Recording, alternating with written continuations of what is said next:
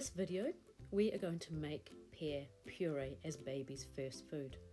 So the first thing we need to do is peel the pear, core and take out the seeds, and cut it into small pieces and then put it in a pot.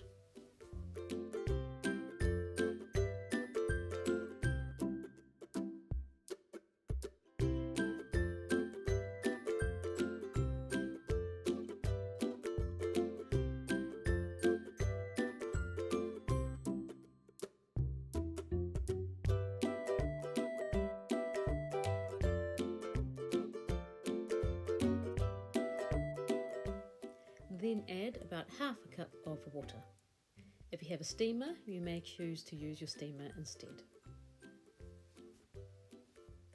Cook the pear on medium heat for 5 to 10 minutes until soft, then leave to cool.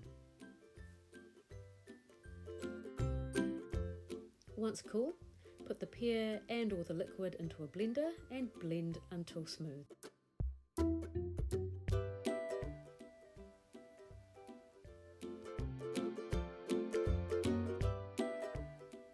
And now you have made pear puree as baby's first food.